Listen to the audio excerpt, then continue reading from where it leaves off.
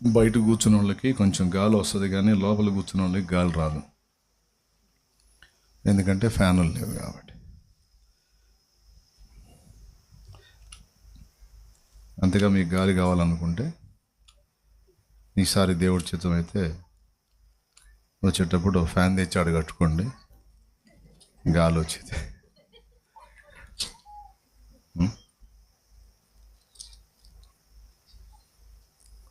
దైవజనుడు master Johnson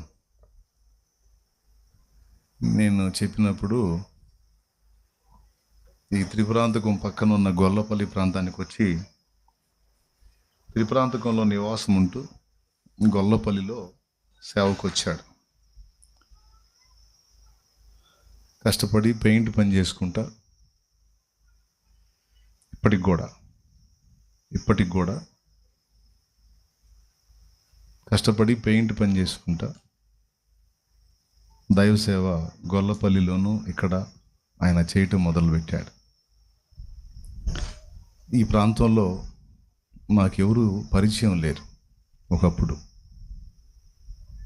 Gollapalli నుంచి ఒక కుటుంబం వచ్చింది మా దగ్గరికి. వాళ్ళు 4-5 సార్లు కూటం అయిపోయినాక జనమంతా వెళ్ళిందాక ఉండి నేను ఇంట్లోకి వెళ్ళబోయేటప్పుడు ఇంటి దగ్గర ఉండేవాడు. ఆ భార్య భర్త ఇక్కడ ఎవడో పరిచయం చేస్తుందా కనపడింది ఆ సోదరి. ఆ భార్య భర్త ఇద్దరు నేను ఇక ఇంట్లోకి అంతా ముగించి ఇంట్లోకి వెళ్ళబోయేటప్పుడు నన్ను దర్శించి అన్నా, మా గొల్లపాలెంలో కూటం పెట్టాలా, మా దగ్గర సంఘం కట్టాలన్నా, మందిరం కట్టాలన్నా, పరిచర్య జరగాలన్నా అని కన్నీళ్లతో వేడుకునేవాళ్ళు.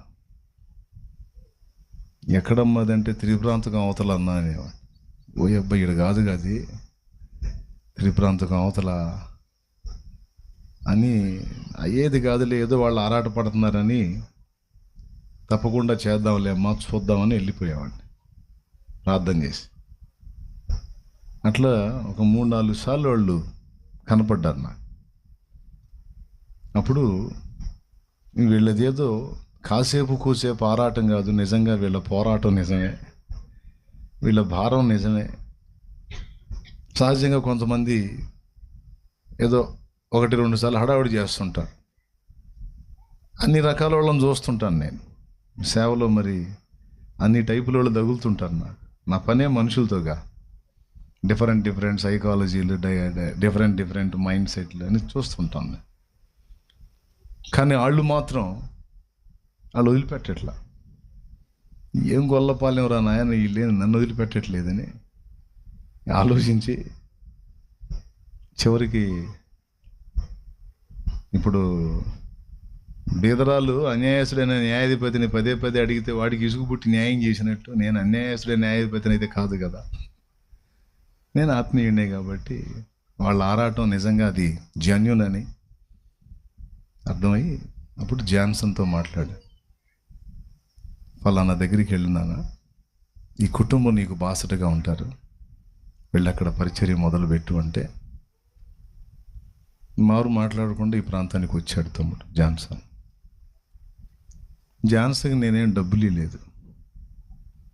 ఎట్లా నాన్న మరి అట్లా మనగడు ఎట్లా జరుగుతుంది నాన్న, భార్య బిడ్డలు ఉన్నారు కంటే పని చేస్తాలే అన్న, పెయింట్ పని వచ్చుగా, త్రిప్రాంతకంలో ఏదన్నా పని దొరికితే చూసుకుంటా పని చేసుకుంటా నేను అక్కడ సేవ చేస్తాలే అన్నా అని బిడ్డ ఓ పక్కన కష్టపడి పని చేసుకుంటూ కుటుంబాన్ని బతికించుకుంటూ మరో పక్క దేవుని సేవ చేస్తా గొల్లపాలెంలో ఒక మందిరం, ఓ పరిచర్య, ఓ సంఘం. తర్వాత నేనే చెప్పాను, అక్కడితో ఆగకూడదు జాన్సన్, కూర్చోండి ప్రశాంత్, ఎక్కడో అక్కడ కూర్చోండి. త్రిపురాంతకం కూడా మరి వాక్యం విని పట్టబడి ఇక్కడ దాకా వచ్చి బాప్తీసం పొందిన వాళ్ళు చాలామంది నాకు తారసపడ్డారు.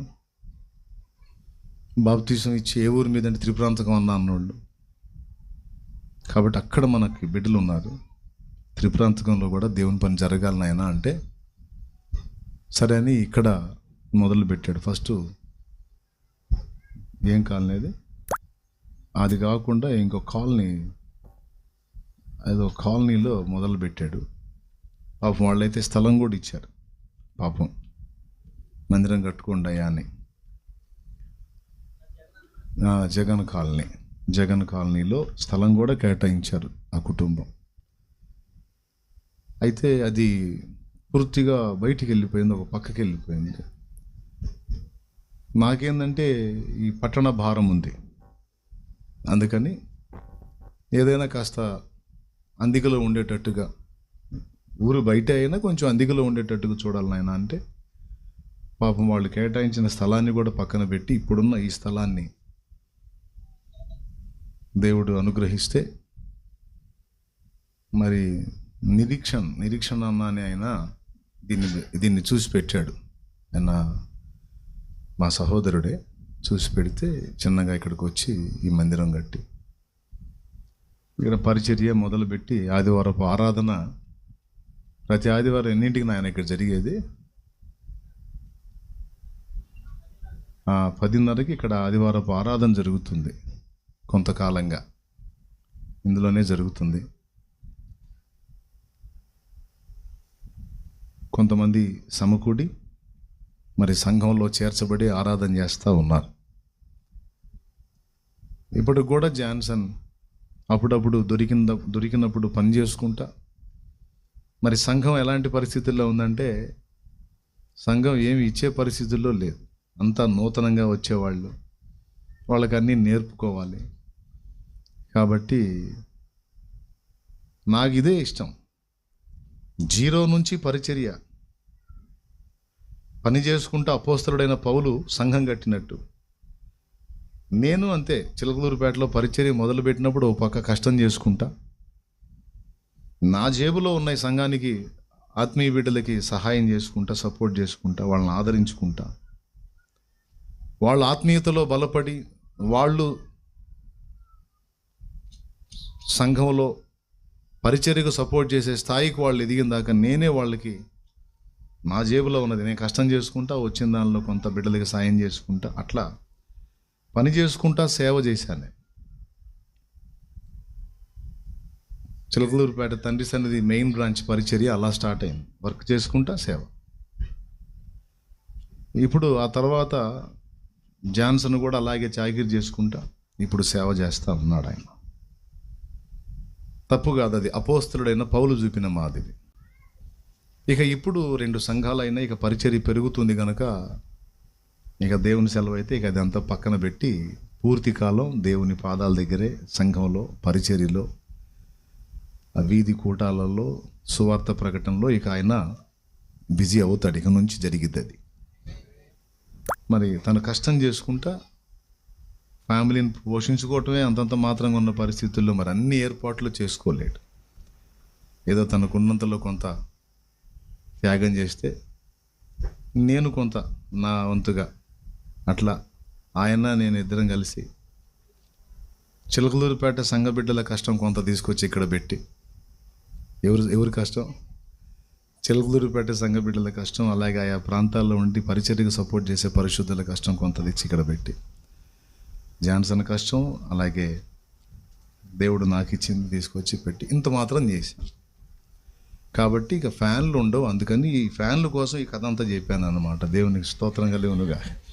హల్లెలూయా. ఇప్పుడు ఫ్యాన్ ఎందుకు లేదు అన్న ధర్మ సందేహానికి సమాధానం అయిపోయింది.